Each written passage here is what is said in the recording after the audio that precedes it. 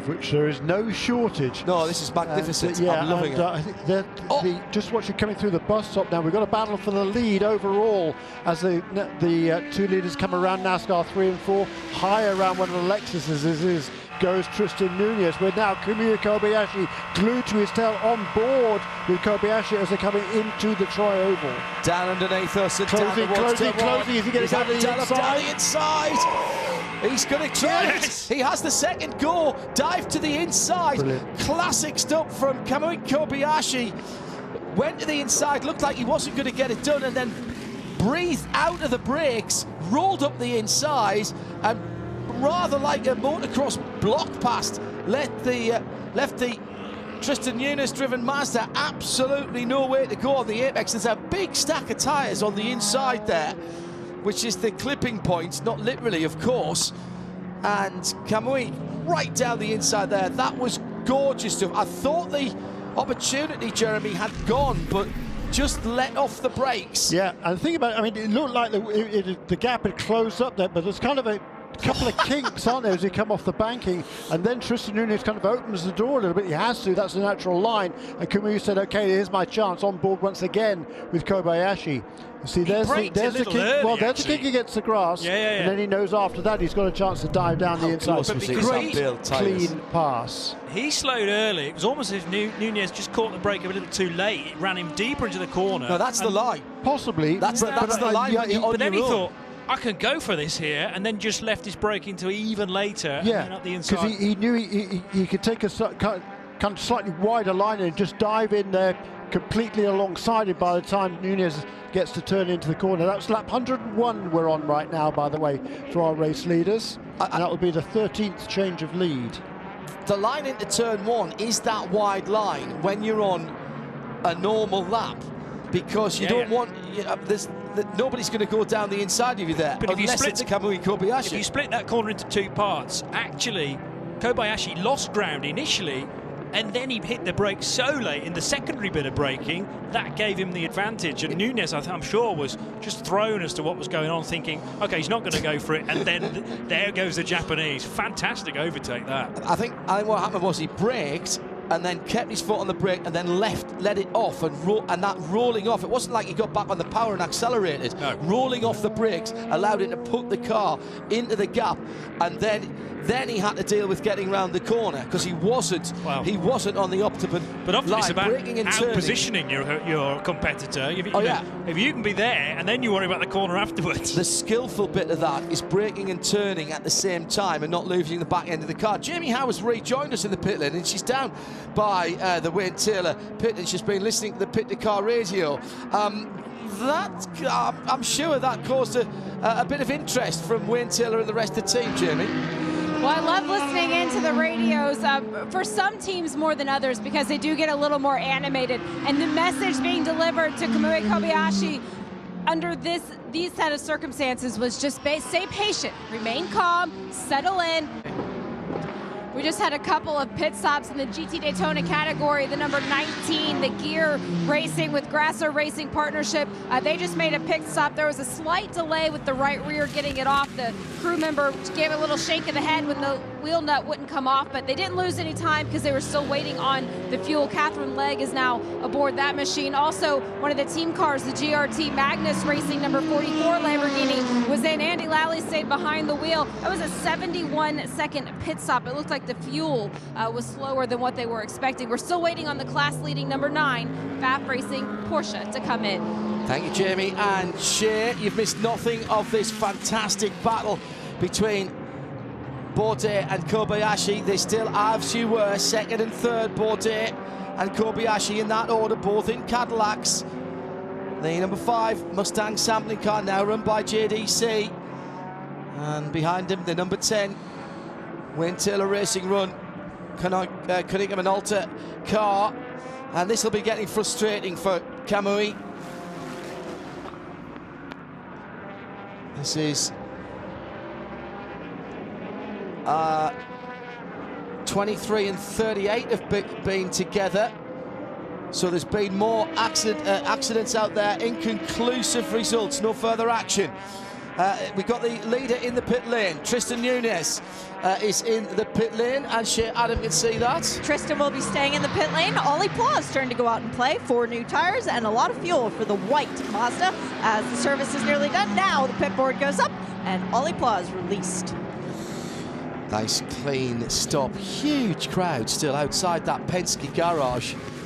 There's little viewing windows out the back of the NASCAR garages here as well, where you can look in through the side, and people literally press their noses up against that. Still this battle for second and third going through the kink and down towards the... Which is now the battle for the lead, by the way, number 5, yes. And with the number 77 and 31 car in pit lane. Yes, good point. They've just gone past the Lexus. That's the number 14. I think that they've just gone past that down to turn 6. Get your braking right. Power up onto the high banks again. The 10 Koenig Minolta Cadillac. Well, actually, that car's only been doing 21 laps since, isn't it? Yes. Actually, 20 laps each of last year since it was only 20 laps. So that would be next time around for the car 5. That makes sense given the body language. Just on 47, so that's 21 laps. 20 laps down now. Next one will be 20 laps. What about the progress of Olivia Plaw? We haven't checked in on that in quite some time. He's now 22.7 seconds behind Albuquerque. Let's see how far Albuquerque is once he cycles back through. Actually, that won't be a true race because he pitted. Good point. Sorry. He hadn't been making much ground at all, in fact, during this stint. It's somewhat curious because he hadn't been making a lot of ground on his previous set of tyres. Unless he stayed on the same tyre. I thought he did. Last time, right? They did have to double stint throughout the night, though. There were as many as 8 sets of tires that were needed to be used twice over the course of the race. And nobody wants to put them on during happy hour as the sun is coming up, so might as well have them on in the cold of night. Grip is already down quite a bit out around the circuit. I'm very impressed with Joao Barbosa being able to hang on ahead of Kamui Kobayashi, especially given the driving that we saw from him earlier on in the day. It's a man who clearly wants to keep that 100% win record going. He's doing just about every trick in the book that he can think of to try and get around Joao Barbosa, but Joao has been around long enough. He's seen every trick in the book. Say that again. Yep, he did. So 1 more lap at least for the number 5. Question is, will Bourdais be getting back in? And I do see a driver standing on the wall. Actually, now that I've said that, it could just be a crew member. I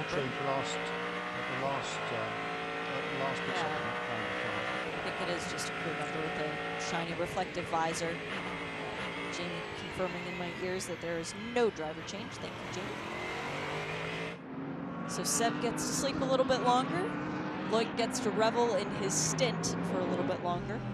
Hopefully sleep as well. And Joao will be left to try and fend off Kamui after the pit stops are completed. If indeed the Mustang sampling JDC crew can get their pit stop done before the Continental can get theirs done, this will be a battle of the pit crews.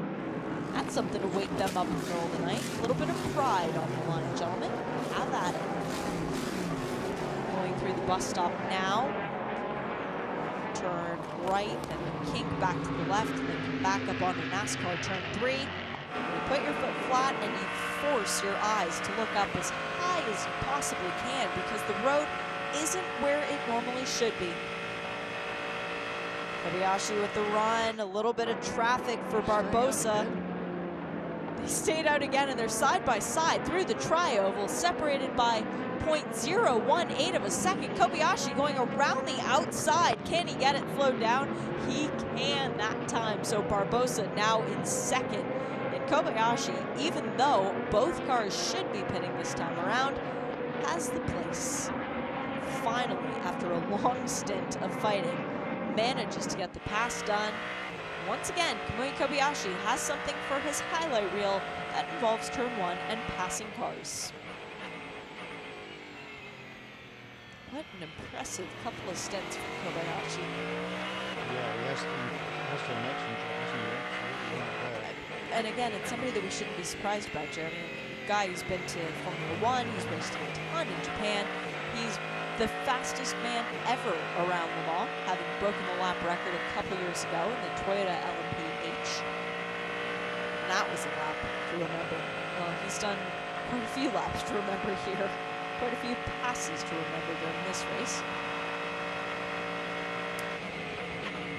Just to give you a quick update on the rest of the classes, it's still the 52, Nick Bull leading the way, still with a very handicap. We're missing you here this weekend. 109 FM at the track, Sirius 216, XM 202, and across the USA and around the world, all free and uninterrupted on RS2 IMSA Radio. And Jeremy Shaw and John Hindhaugh in the booth as we're heading into the important part of the race, the money laps as they say. Steve Patty is here from VP Racing Fuels.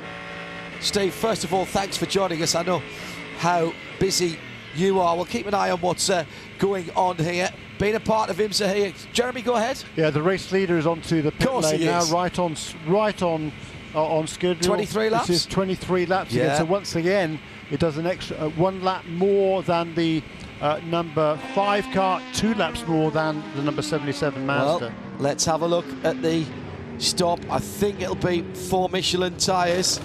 Now, is there a driver change? It's going to be a driver change here, Jamie.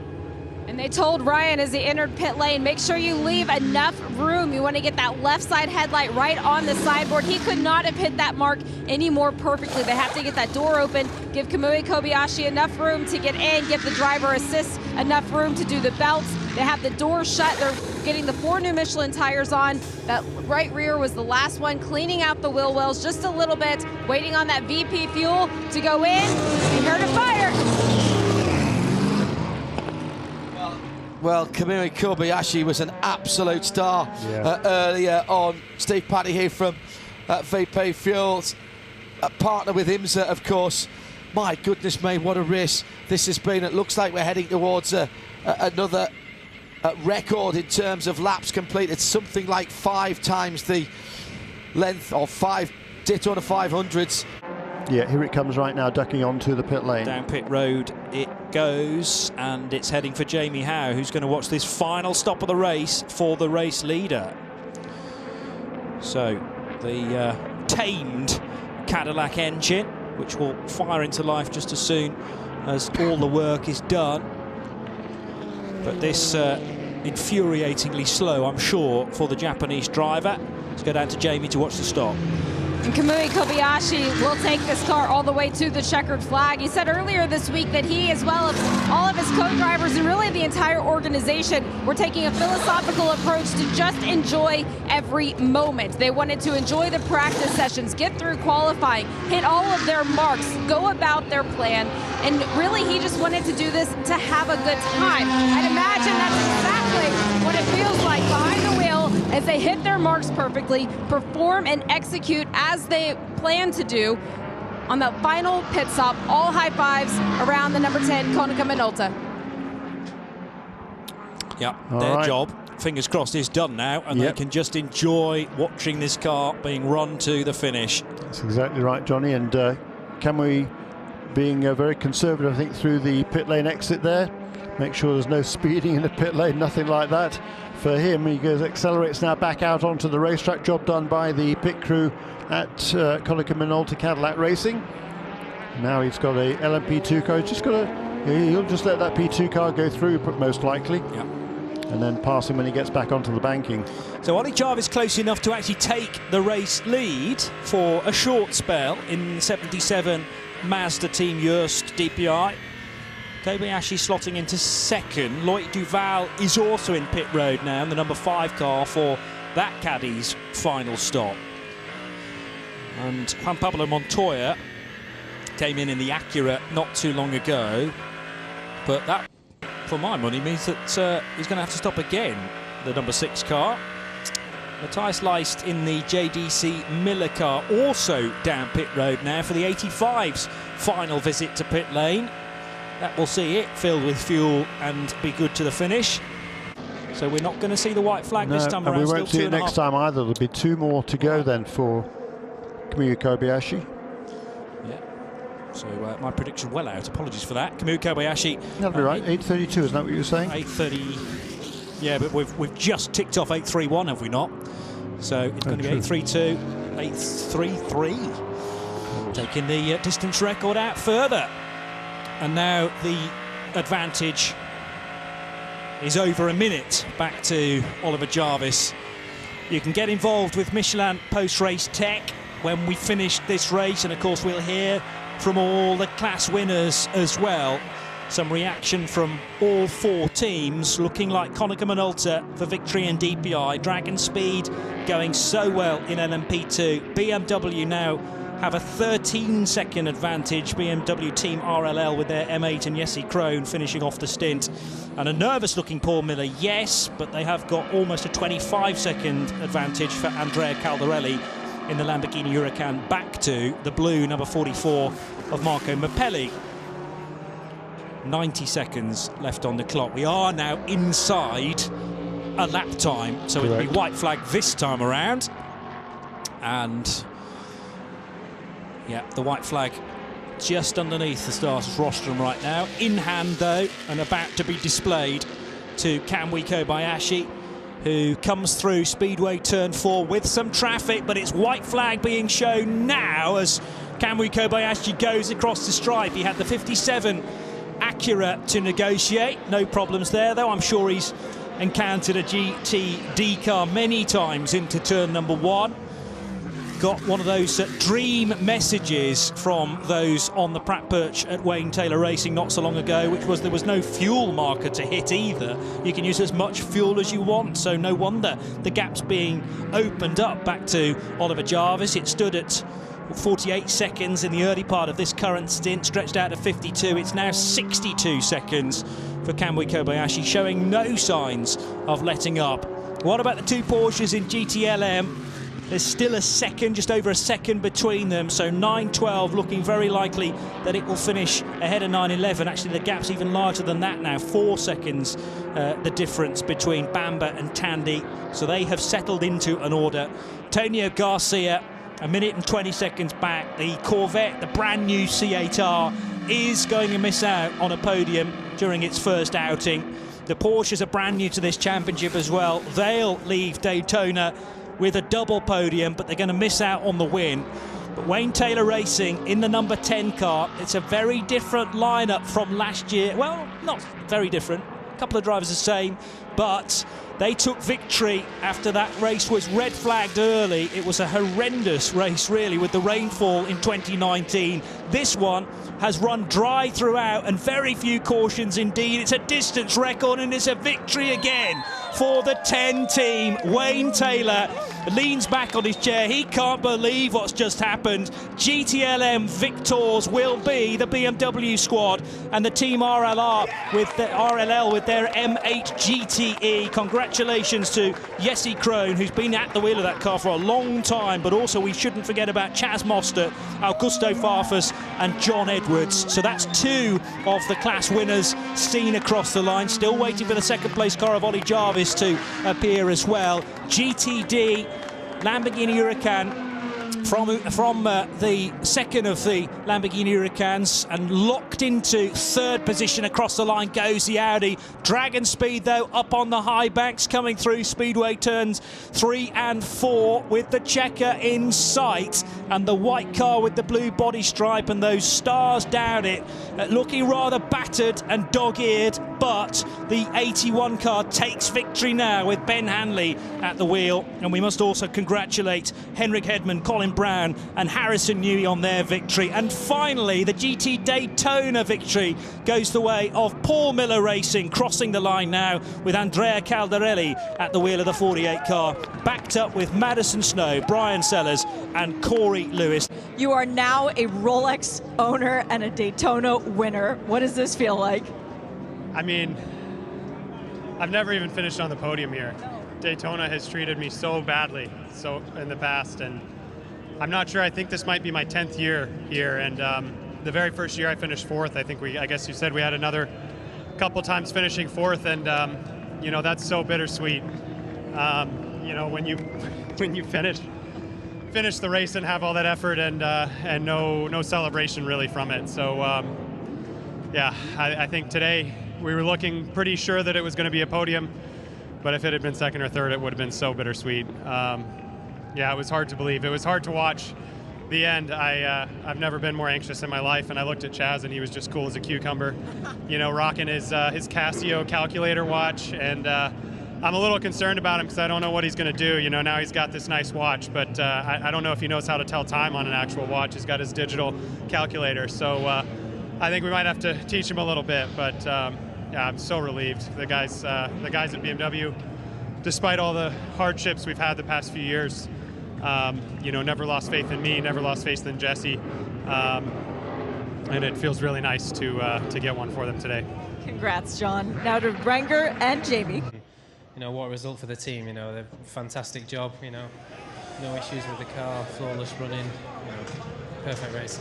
2 years in a row, the team gets to win the LMP2 class, but this time it's a little different when it's actually you. Yeah. Yeah, it's pretty special. Congrats. Thank you very much. Walking towards victory lane with Paul Miller. Paul, racing, it's a sport of passion for you. You have your full-time job, you have all of your other businesses. When you get moments like this, what kind of reward is that? You know, when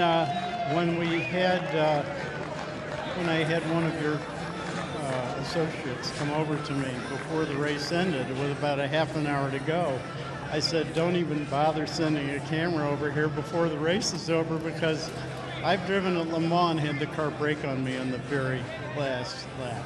It's so rewarding to have Lamborghini behind us and Total behind us, and our guys have just done a great job. Brian's obviously done a wonderful job for us, and it's so great to have Madison and Melanie and Martin back. So I'm just over the moon. I'm just about to break in half, to be honest. Don't break in half before you get up to the podium. Congratulations.